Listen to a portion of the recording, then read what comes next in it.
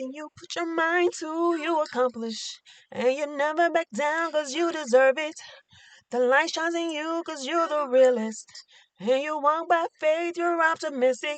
You inspire me, girl, you inspire me. You're so inspirational.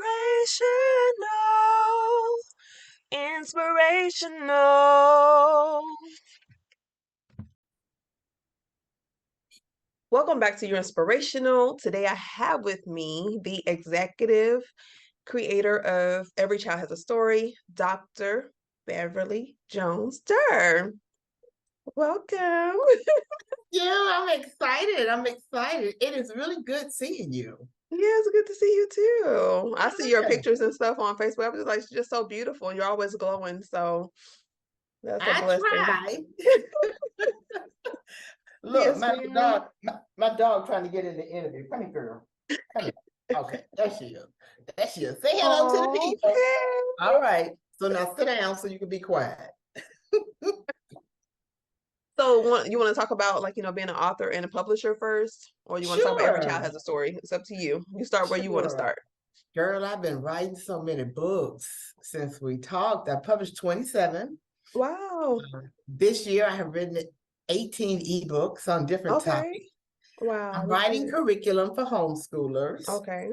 and I'm working on my first mystery where the heroine is female Christian woman, African American woman, Yes, who ma'am. is trying to solve a mystery. So Wow. I'm working on that. And I'm ghostwriting too. So I'm really, really busy. Busy. Yeah. Yeah.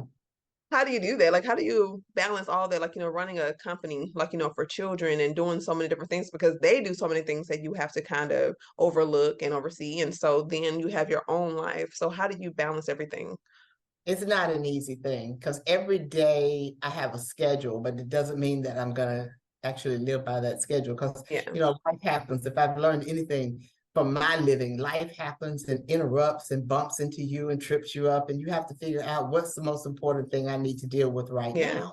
So as for my nonprofit, Every Child Has a Story, we have 3 programs and we also have 3 program directors. Oh, wow. And so I don't have to worry about all of that. I get to write the curriculum Yeah. and I get to be the voice and the face of my nonprofit organization. I get to beg people for money. Yeah. That don't go too well all the time, but once they see what we're trying to do, they Yeah. usually are, okay with emptying their pockets a little bit. So Yeah. we That's do some good. creative fundraising, like we have a $3 fundraiser where you only just give us $3. That's all we Yeah. ask. And then you Yeah. just share it with as many people as you can Yeah. because we don't have a huge annual budget for our programs. So believe it or not, $3, and you do it 3 times a year, funds our program for the entire year. So That's good. we try to be tight on the money. I learned how to do that from my mama. Yeah. Growing up in that household with all of us, girl, we knew how to stretch $1.25. Oh, that's a So blessing. I'm pretty good at doing that. And then I'm still publishing. So I have a couple of books that I'm publishing for people. I am beta reading for a lot of people. If you don't know what that is, that's like when the author isn't quite ready to hand it over to the publisher. They want somebody Yeah. to read it, give them their opinion, let them know where they went wrong, if they're confused. And so I love beta reading because I love reading. Okay, that's good. And so I'm in the middle of doing some of that too. Yeah. So you want to expound more on Every Child Has a Story and what the children do, what do they learn, and how can someone join that Yeah. Well, organization? Every Child Has a Story was created in a dream I got from God. And God said he wanted me to create this organization in which children were able to cultivate and build upon their self-esteem and confidence. It is a super power for children because when a child feels good about who they are and they know from whom they come, Yeah. usually it's easier to resist some of the things, the distractions and stuff that children come up with, bullying, drugs, and Yeah. things like that. And they actually end up getting better grades in school. So I created a program. The first program was Speech Crafters, Speech and Debate, where the children had a curriculum that included 7 different levels of preparing speeches. Each Okay. level had 7 speeches in it. They created whatever they wanted to talk about. We just kept giving them little things, a little more difficult each time, until they felt very confident not only creating a presentation, but actually presenting that presentation, Yeah. because we gave them plenty of opportunity to present it to their peers as well as some adults. I'm a member of Toastmasters International, and I'm still Okay. a member. And I got a lot of my Toastmaster friends to sit down and judge contests. We had speaking contests and things like that, where the kids got some great prizes. And the community really came out for that. Then we created the Writer's Vibe. Now, that's close to my heart because I love to write. I write Yeah. all the time. And so the Writer's Vibe helped the children to be able to put their thoughts and ideas into written formats. And what came from that, which is something I wasn't expecting, is books. Okay. So far, we have 27 children who have published books through our Wow, that's organization amazing. on Amazon.com, and they range from age 3 to 16. Wow. So I am excited about that. That's so Imagine good. your 3-year-old is on Yeah. Amazon, a published author. And then Wow. they created a magazine which comes out 4 times a year, in which they have everything they want to talk about. And they talked about a lot of stuff. They're starting to have conversations about politics and about their civic duties and responsibilities. And so you're going to see a lot of that in the magazine as we get closer and closer to the election. And then we have our youngest organization, the Legacy Business Academy, that was spawned out of the Birmingham Children's Business Fair.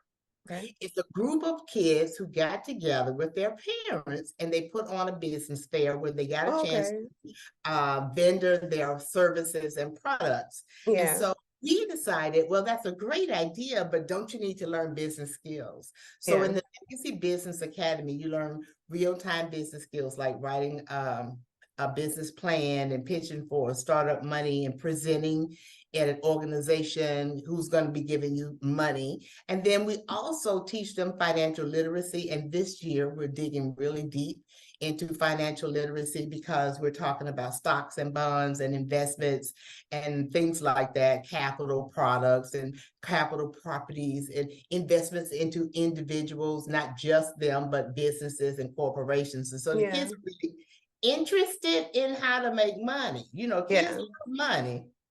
And we really need to teach our children Yeah. more about what money can do for them. Yeah. Have you ever thought about partnering with certain organizations like for homeless shelters? Sometimes those women have children, and so Yeah. like they could learn certain things too. Yes, I want to partner with as many people as we can. We are Okay. about to start a charter program where all of the programs that we have created, we can charter them to another organization who might want to be able to teach that to the kids underneath them. So Yeah. they don't have to leave the organization that they're in and come to us. They can actually use our curriculum and all the tools that we've developed for our kids, and it's Mhm. usually just something that they can sign up for annually. Test Yeah. it 1 year. If you like it, then you come back and pay for your charter again. And all Yeah. of the funds that come into the nonprofit, including the money that people pay in to become charter members, goes directly into the nonprofit organization, who has a huge amount of financial responsibilities that we can take care of, so that we keep our budget really close and tight, and all the funds are used just for the children. We don't have a brick and mortar business, so everything we take in goes into preparation of every one of the courses and Yeah. all of the activities and events and contests that we have for the kids. Is definitely just for the kids. Okay. And so with those, like you broke down so many different things, so do they have each one separately a place where you have to log on to join, or is there one There's one thing? place to join. I have to provide you the link. There's a form to fill out. and it's a Google form. Once Okay. that form is filled out, you choose where you want to go. Which program are you interested in? Okay. And you don't have to just sign up for one. You can sign up for all of them if you want, because they have 3 different instructors, and the instruction time is different. It Yeah. will probably, I've left it up to the program directors, but they're probably only going to instruct twice a week.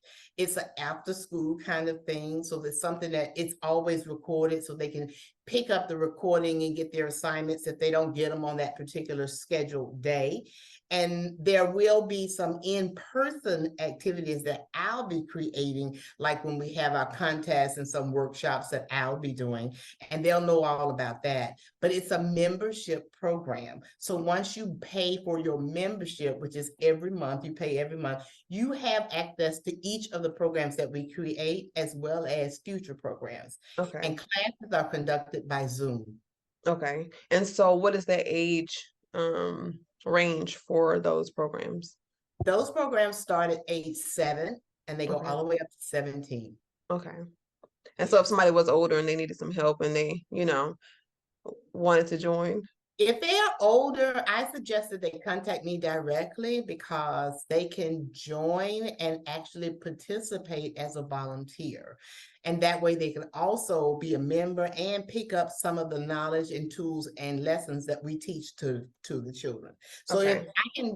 I can actually customize a learning process for them if they reach out to me directly. Yeah. Okay. And so let's switch the subject. So I want to talk about faith and how you were able to go through the process, when you found out you had cancer and just coming out of that and doing all the things chemo. So can you talk about that and just how faith helps with that? Yes. In 2019, I was diagnosed with triple negative breast cancer, and went through chemotherapy, surgery, 2 surgeries, and radiation treatment. The chemotherapy was the absolute worst, because they literally poison your body. Yeah. They shut off your immune system, and then they load you up with a whole bunch of poison that normally kills off the cancer. I was fortunate it did exactly what it was supposed to do for me. But during the time I was experiencing all of that, I had faith. I had God. Yeah. God actually whispered to me that I would not die from cancer, because Wow. he asked why was I afraid. I was praying and crying and praying, and God said, "Why are you crying?" And, I got cancer, duh. Yeah. Yeah. And and God said, "Okay, but why are you crying?" I said, "Because I could die." And God said, "You're not going to die from cancer. Wow. That's You could amazing. have died going in for the test, but you didn't. Yeah. You're not going to die from cancer, Yeah. but you are going to fight this, because there are going to be people watching you." So I Yeah. fought hard. I fought hard. I was sick hard. Yeah. I wrote a book during that period of time with God, who helped me to be more transparent. And I wanted, because when I asked my family if there was cancer in the family, they said no. But it was hard to believe that I would get triple negative breast cancer and I'd be the first. Yeah. Out of the hundreds and hundreds of generations of me, I Yeah. was the first. I knew that couldn't be true, but in the Black family, you don't always talk about your sicknesses and your ailments. And they didn't always call it cancer. I'm sure they came up with something back in the Yeah. day when they weren't going to the hospital. And we didn't always go to the hospital, because number one, we didn't have the money or the Yeah. insurance. And so we really had to fend for ourselves. I decided that I was not the first one, but if I'm going to be the first one, I'm going to be transparent. So I Yeah. notified everybody in my family, and I said, on that little form, they ask you, do you have cancer in your family? You ought to now say yes.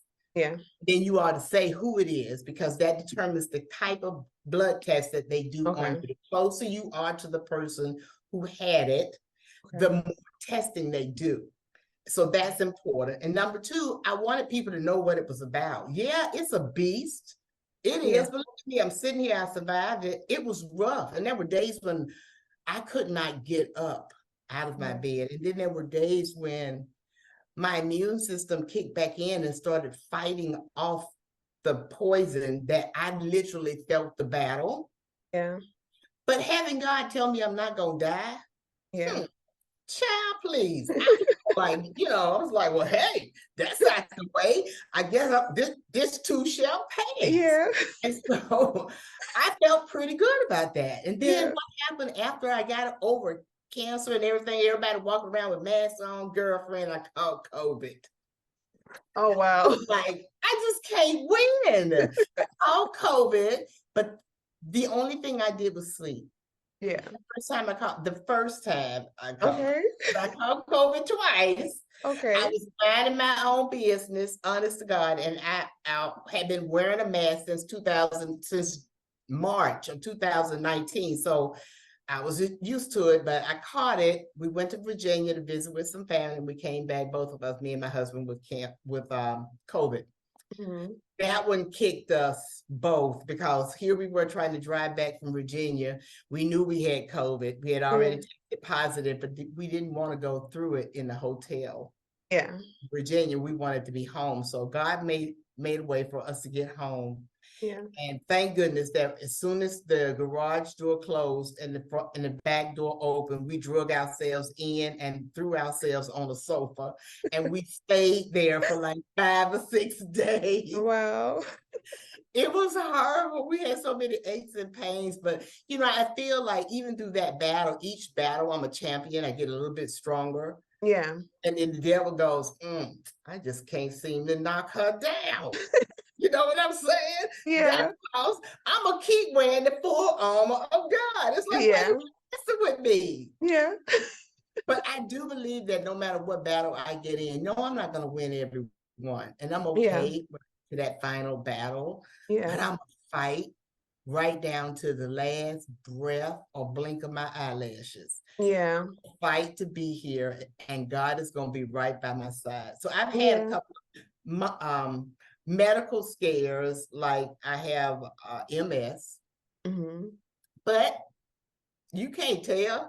Nobody can tell unless I tell them. I had symptoms about 6 months ago, and I made a major life change where I reduced all of the stress I had in my body. I reduced every bit of it. I am now living on my own. I'm not in my marriage anymore. Okay.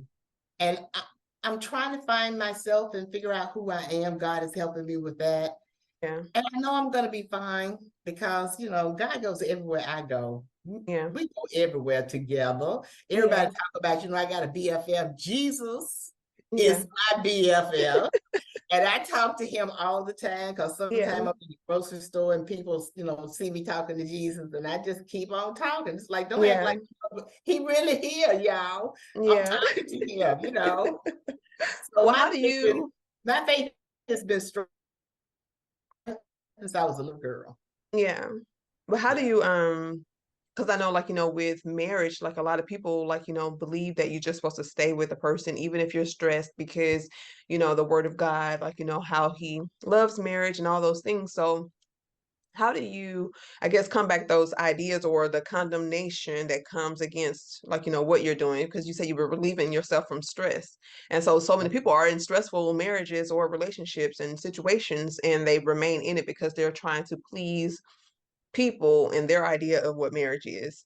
So, Well, there are two books in the Bible, Proverbs and Ephesians. Everybody need to read the whole book. Don't just take, pieces out of there, but read the whole book because it's extremely instructional. And in there, it talks about marriage and couples and relationships. And we have certain things as people that we're supposed to be doing. I know what the wife is supposed to be. Everybody think Proverbs 31 is just for the woman. Woman, you got to do this and you got to do that and you got to be submitted. Yes, we do. Yes, we do. But God also tells the man his role. mm-hmm. And if you are unevenly yoked, if you are in a relationship and you may love this person, but they're not owning up to what God says they're supposed to be, it's kind of hard to be submissive to somebody who isn't. Yeah. That's not necessarily my situation. I think mine is a little bit more difficult because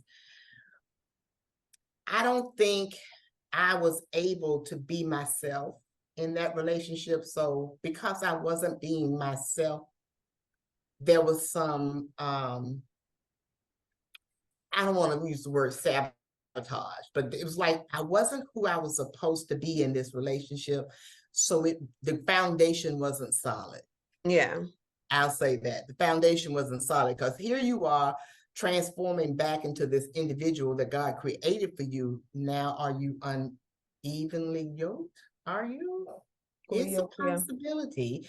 And you may discover that even after a long marriage. Yeah. So I think God wants both of us, the husband and the wife, to be happy. And Yeah. sometimes, we're imperfect people and we choose for the wrong reason. Yeah. We do. We choose for the wrong reason. Sometimes we pass up our Boab looking for somebody flashy. And then you get stuck in there because you said, well, the Bible says you can't get a divorce. Well, you chose wrong. You didn't Yeah. let God help you choose. That Yeah. wasn't a communion between you, God, and your husband. Yeah.